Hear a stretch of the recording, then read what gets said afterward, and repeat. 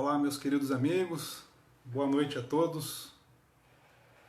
Eu espero que todos estejam ouvindo e assistindo aqui ao vivo a nossa preleção, ao nosso estudo de hoje, para preparar um ambiente da nossa vibração que a gente vai fazer daqui a pouco, daqui uns 20 minutos mais ou menos.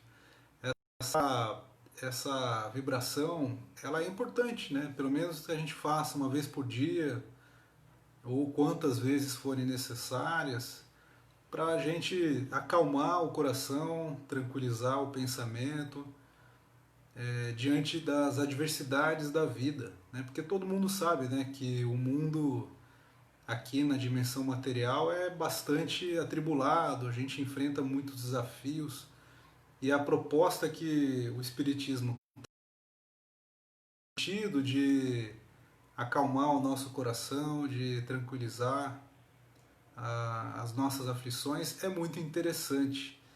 E é por isso que no Espiritismo a gente tem esse hábito de fazer uma reflexão à luz de um dos ensinamentos de Jesus, porque realmente a experiência mostra que a gente fica mais sereno, tranquilo, como se um bálsamo maior estivesse caindo dos céus, vindo das elevações de Deus e permitindo que o nosso coração sinta essa paz. Então, meus queridos amigos, a gente vai dar esse momento e começar a nossa reflexão de hoje. E hoje é sobre o capítulo 13 do Evangelho segundo o Espiritismo. Esse capítulo é intitulado Não saiba a vossa mão esquerda o que dê a vossa mão direita. É um capítulo interessante porque ele dá sequência às diversas reflexões que Kardec faz junto com os espíritos sobre o Sermão do Monte, que é um resumo do ensinamento moral do Cristo que ele fez pelas suas andanças na Galiléia e à beira do lago da Galiléia, ou mar da Galiléia, como é chamado. Ele subiu ao monte e proferiu as bem-aventuranças. E na sequência desse diálogo que ele teve com os seus seguidores, era muita gente, né? Eram milhares de pessoas. Ele continuou os seus ensinamentos e ele falou muito sobre as características de comportamento que as pessoas, que os seus seguidores deveriam ter para entender no seu íntimo o conceito de reino dos céus que ele trazia. Na verdade, esse conceito de reino de Deus já era ensinado pelas tradições antigas do povo judeu há bastante tempo. Então a gente vê registros lá no Antigo Testamento dessa preocupação de se comportar de tal maneira ao longo da vida para permitir que após essa vida o judeu da época adentrasse esse reino. Algumas pessoas tinham então essa fé, essa aceitação de que após a vida material o bom judeu entra no reino. E algumas outras tradições judaicas falavam de um reino de Yahvé, como eles falavam, o reino dos céus, como um estado de consciência. E é o que a gente vê na interpretação espírita, que é muito interessante. A gente não precisa aguardar a vida após a vida material, a vida orgânica, para viver esse estado de consciência pacificado, que a gente chama de reino de Deus, que é uma condição de vida subjetiva, de padrão de vida emocional mais equilibrado, uma compreensão intelectual da vida mais conscientizada, mais pé no chão, ao mesmo tempo tendo, sim, que enfrentar os desafios da vida. E nesse capítulo 13, não saiba a vossa mão esquerda o que faz a mão direita, é interessante porque Kardec ele resgata então, após as reflexões sobre as bem-aventuranças, ele resgata a necessidade da gente praticar a caridade, mas em dois aspectos. No aspecto material, das necessidades básicas da vida material, das nossas necessidades de subsistência, e no aspecto da vida moral, do mundo subjetivo. E por que Kardec ele traz essa reflexão junto com os espíritos? Porque muitas vezes a gente acha que pela ação simplesmente material nos trabalhos de caridade é suficiente para abrir as portas desse reino, como se fosse um convite a ser aceito a alguns privilegiados, por exemplo, que tivessem mais acesso a recursos financeiros para ajudar a quem não tem. E essa característica materialista da relação do indivíduo com a caridade já existia nos tempos de Jesus e vinha de antigos hábitos e costumes do povo judeu.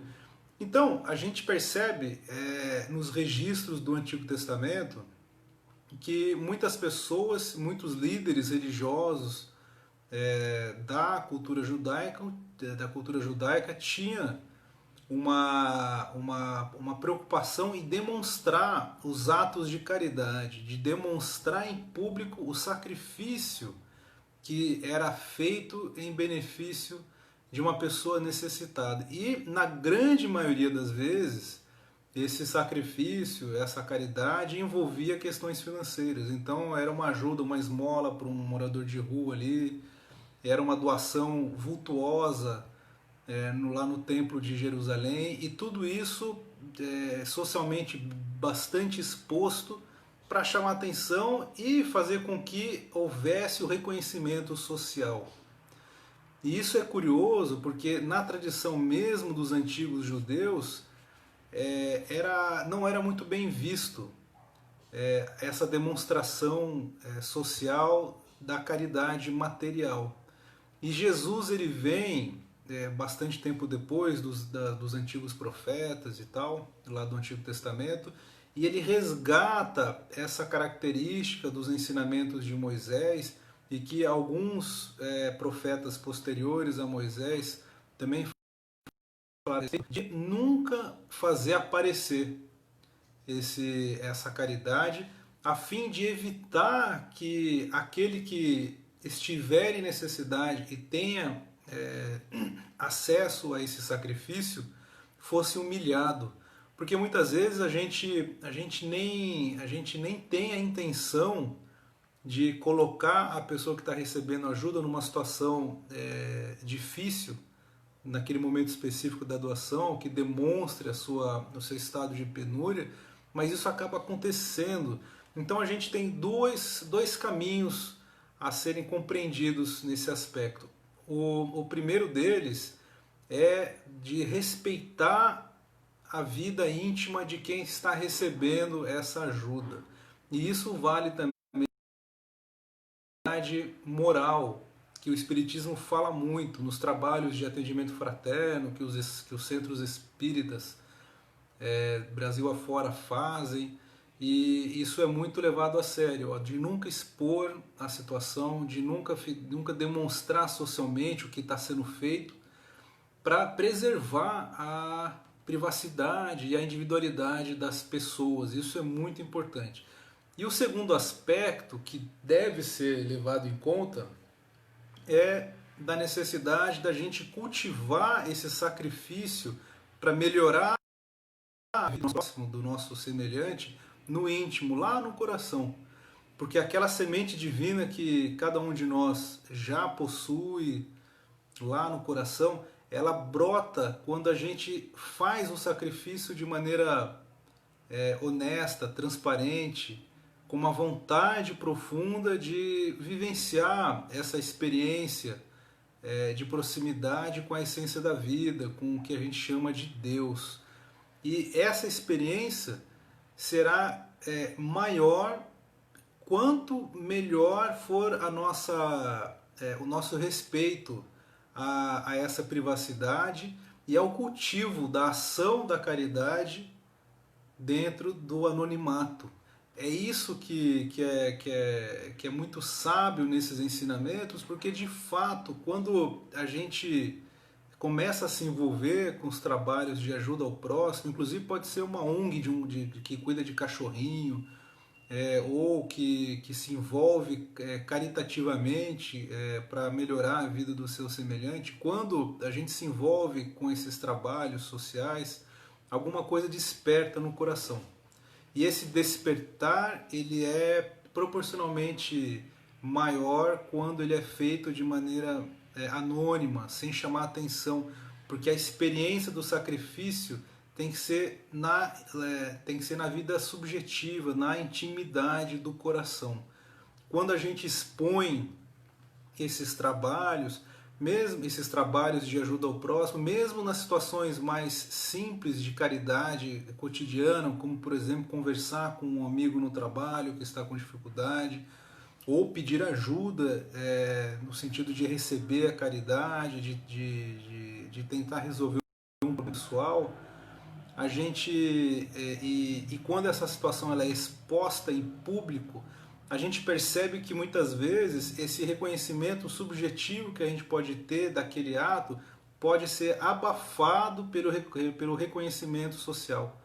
Então muitas vezes a gente vai fazer uma doação de cestas básicas com aquele caminhão cheio de víveres, né, de cestas básicas e de alimentos, e quando aquilo aparece no jornal ou no bairro e as pessoas ficam sabendo, é muito comum as pessoas exagerarem na maneira de agradecer e de reconhecer aquele ato.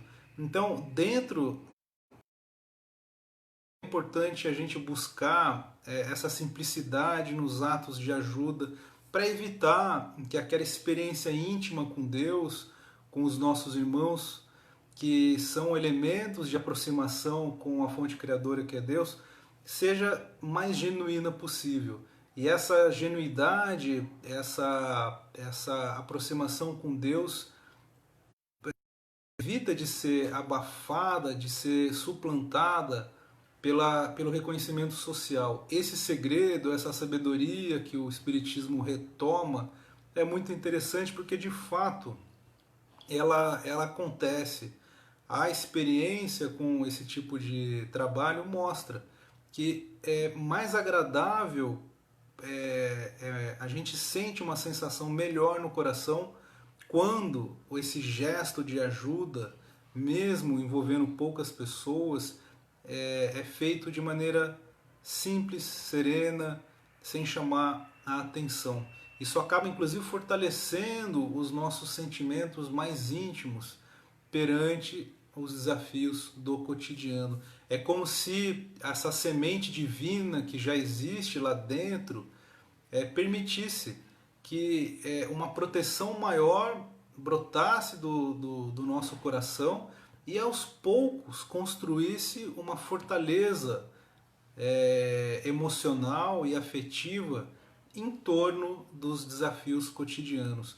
Quanto mais a gente se esforçar para compreender estes ensinamentos e mais a gente se esforçar para pôr em prática, maior a gente sentirá essa sensação de proteção emocional, de fortaleza emocional, melhor dizendo, que nada mais nada menos é do que uma proteção espiritual também, diante de todas as dificuldades, né, de todos os percalços que a gente passa ao longo da vida. E todos nós somos humanos e é natural a gente ter períodos de felicidade, períodos de tristeza ao longo da vida. E esses ensinamentos, essas práticas que os espíritos incentivam a serem feitas, são muito. E eu vou ler um pequeno trecho lá do item 1 do capítulo 13, que é intitulado Fazer o Bem Sem Ostentação. E esse registro está lá no Evangelho de Mateus, lá no Novo Testamento. E lá está escrito dessa maneira: tende cuidado em não praticar as boas obras diante dos homens, para serem vistos. Voltei, tive um problema aqui com a conexão, voltei.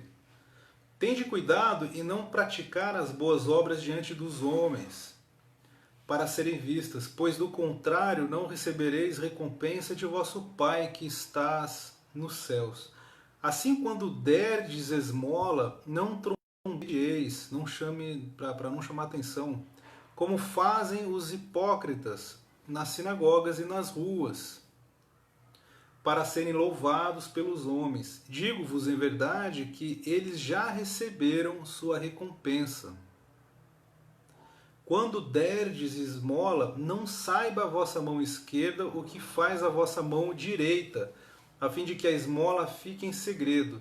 E vosso Pai, que vê o que se passa em segredo, vos recompensará.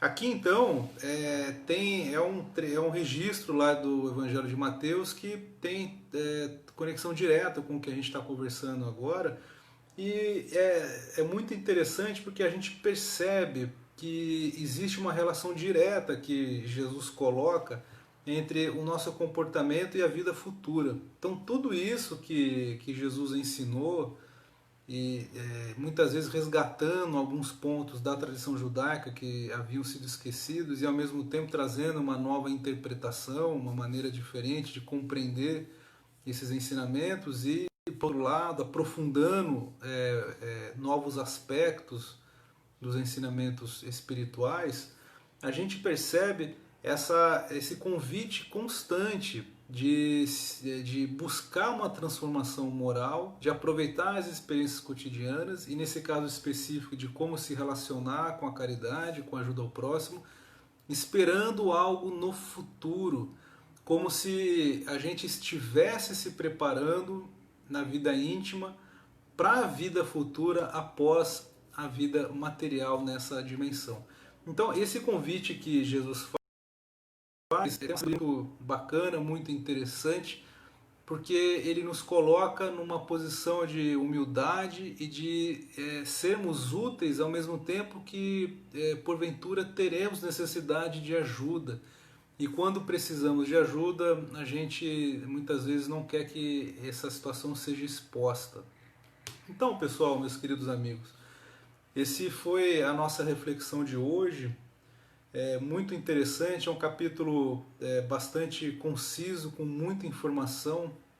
E quanto mais a gente se esforçar para pôr em prática esses ensinamentos, mais resultado a gente vai sentir com esse fortalecimento da vida íntima, das nossas emoções ao longo do tempo. Essa semente precisa ser trabalhada com carinho, com perseverança, pois com o tempo ela acaba brotando, e esse mecanismo de crescimento em direção ao reino de Deus é um processo infinito, e quanto mais a gente se esforçar no presente, mais galhos, né, mais brotos vão surgir em nossas vidas. Então, pessoal, essa foi a reflexão de hoje. Vamos então fazer na nossa prece final a nossa vibração para agradecer este momento, estes minutos que passamos juntos, e lembrando que essa conversa que a gente está tendo, essa reflexão também acontece de terça-feira no mesmo horário, às 7h30 da noite, tá? Então vamos aproveitar esse ambiente, vamos fechar os nossos olhos, respirando profundamente.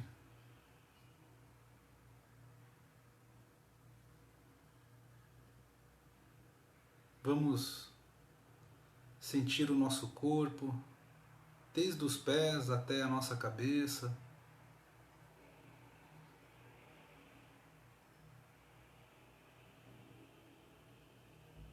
E juntos nós vamos unir os nossos corações, aproveitando o que é de melhor, lá num canto especial das nossas virtudes, para agradecer a Deus a oportunidade pela vida de podermos aprender um pouco mais sobre o Mestre Jesus, que nos trouxe tantos conhecimentos, tantos conselhos de comportamento na vida.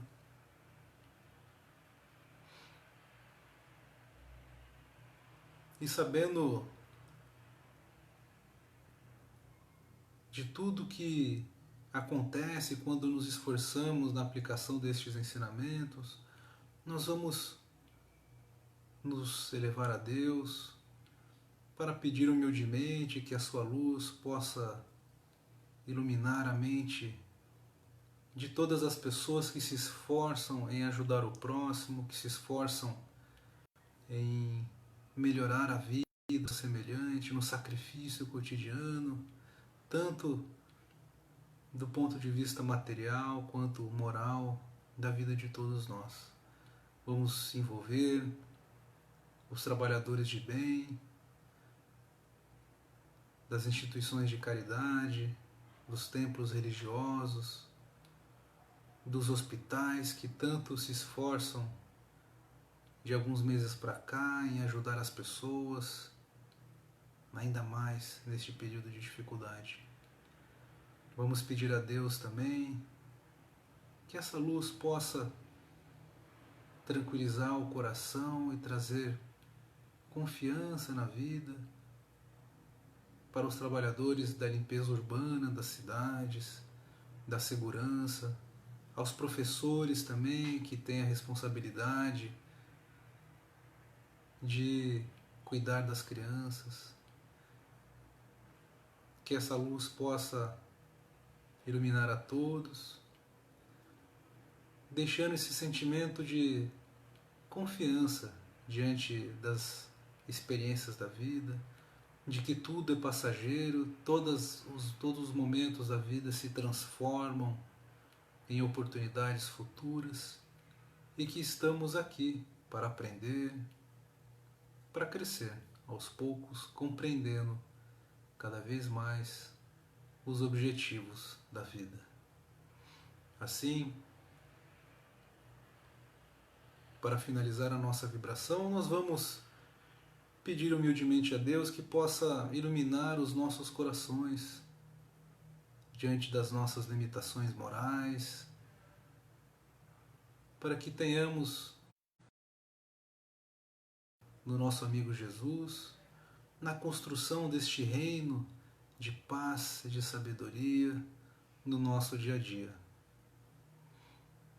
Obrigado, Deus, pela oportunidade e que possamos, aos poucos, derramar as suas bênçãos em nossos lares, em nossos trabalhos e nos desafios do dia a dia. Pedimos, por fim, que o exemplo de coragem e de amor ao próximo do Mestre Jesus esteja ao nosso lado, nos orientando hoje e sempre. Que assim seja.